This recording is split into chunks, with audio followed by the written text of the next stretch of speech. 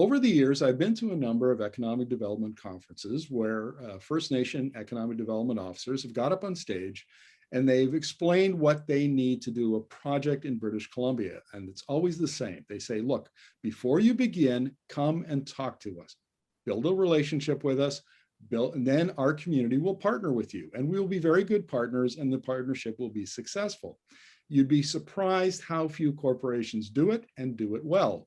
But one that does is FortisBC. And the reason, in large part, is because of their longtime Aboriginal Affairs manager, Bruce Falstead. We're going to talk to him about this because he's retiring. We want to get his story. Full disclosure, Bruce is a friend of mine, but nevertheless, I've watched him over the years as his career has developed. And I think this is a story that British Columbia, in fact, all Canadians need to hear. So welcome to the interview, Bruce. Oh, hi, Mark. Yeah, thank you very much. Thank you for inviting me. It's been really great knowing you over the years, and I look forward to this. And many years to come, my friend. Now, yes, let's talk about when you started at 2001, and you helped the company put together a Statement of Indigenous Principles, I think it was called. Can you tell us about that? Yeah. Okay. Well, when I started with the company, we just did a major project, and we learned from that we needed to do more when it came to our Indigenous engagement. There was missed opportunities, and we just knew that times were changing.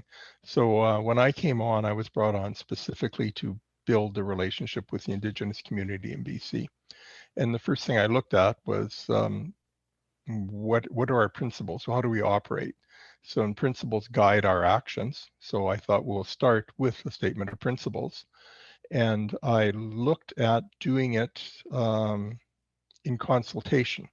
So I decided we wouldn't do this in isolation. We would talk to Indigenous leaders, get them to sign off, get them to review them with us, and then we'll bring this forward and we'll operate under these principles. So that's what we did. I thought it would be a 6-month thing. It took a couple of years. But it all turned out, and we've been operating under our Statement of Principles ever since. So in a sense, you illustrate the point I made in the introduction of partnering with the communities. They'll tell you what they need and what they want, and that's how the relationship gets built. So tell us what some of the key principles are. Well, one of the key principles is just respect and understanding. And understanding, what the Indigenous communities how they exist, how they operate, their history, promoting their history, promoting engagement with them internally inside the company and with the people we deal with. So being an advocate or an ally. So we were an ally back in 2001 before it became a common term. And that type of behavior, employment, contracting, all those different things that we addressed in them, and we try to live by it and move it forward. And right now we're engaged in the PAR program, the Progressive Aboriginal Relations Program, which is an outside auditing service that's auditing what we're doing and making sure we're doing it right. Now, I'm going to ask, what are they finding? I would assume the feedback so far and over the years has been pretty positive. It's pretty good. I always describe it as we don't have any court cases named after us. That's one way to look at it. That is a very good way. It's a very good way, yeah. So if you've got that going on and you've got no pending lawsuits, which we don't, and so we work everything out, and it's not a perfect relationship all the time, but we work on it. Well, one of the things that I've heard about is that, principles like this, some corporations will pay lip service. Other corporations, the leadership at the top of the company buys in, and that then sets the tone for the rest of the corporation. It becomes part of the corporate culture, as it were. Yeah. And I would assume that I was leading question, but it sounds like Fortis was the latter. Yeah, Fortis bought in early. They bought in even when they hired me. They were buying in because they knew they had to have somebody to go back in 2001 to get out there and make this better, make it work better for them. So they've been bought in quite across the country because we are national.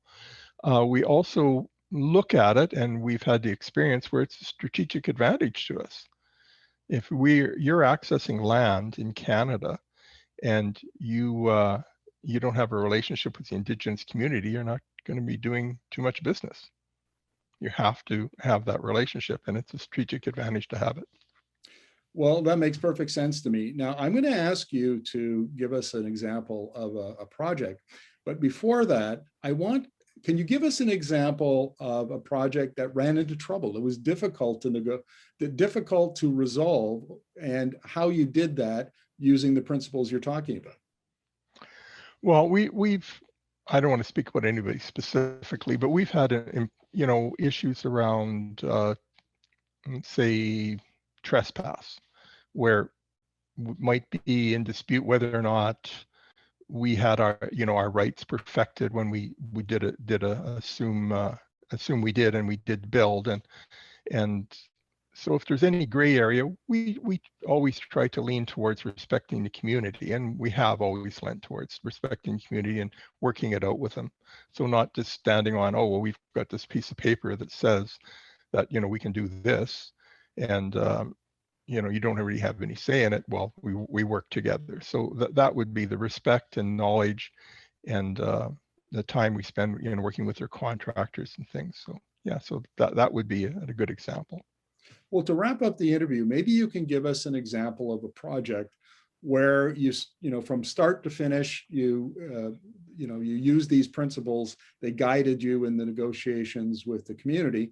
Is there an example like that? Yeah, there is. Yeah, we built an LNG liquefied natural gas facility on Vancouver Island, and I believe it went into service in 2008.